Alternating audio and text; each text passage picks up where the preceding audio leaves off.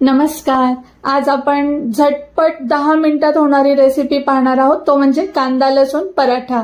तर सर्वप्रथम बाउलमध्ये आपल्याला 2 चमचे तूप किंवा तेल काढून घ्यायचे आहे।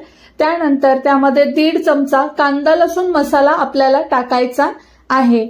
आता हा कांदा लसूण मसाला मस्तपैकी आपल्याला मिक्स करून घ्यायचा आहे आणि एका बाजूला आपल्याला एक चपाती लाटून घ्यायची आहे। तुम्ही लाटलेल्या चपातीवर सुद्धा हे बॅटर लावून त्याचा एक रोल किंवा पराठा करू शकता।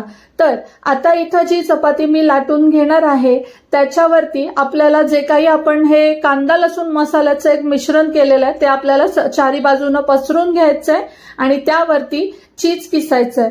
चीज सोबत तुम्ही कोथिंबीरही ऍड करू शकता, ती ऑप्शनल आहे, ज्याला आवडते त्याने करायची आहे, तीही चव खूप सुंदर लागते। तर आता आपल्याला याच्या 4 घड्या करून घ्यायच्यात।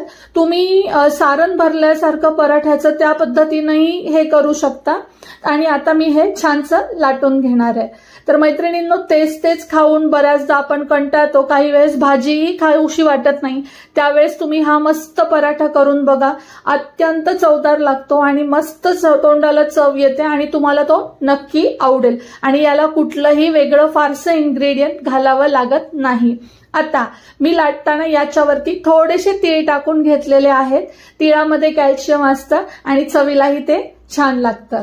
तर पहा, आपण आता हा छानसा चौकोनी लाटू शकता, गोल लाटू शकता, तुम्हाला हवा त्या शेपमध्ये हा लाटून तयार होतो। तर आणि आपल्याला नंतर तवा गरम करून हा खरपूस असा तेलावरती, तुपावरती किंवा बटरवरतीही तुम्ही भाजून घेऊ शकता। शक्यतो तेल वापरला तर तो थोडा जास्त वेळ असा क्रंची असा राहतो। तर पहा, मी इथं मस्तपैकी हा पराठा भाजून घेणार आहे। मैत्रिणींनो, ही रेसिपी अत्यंत इन्स्टंट होते।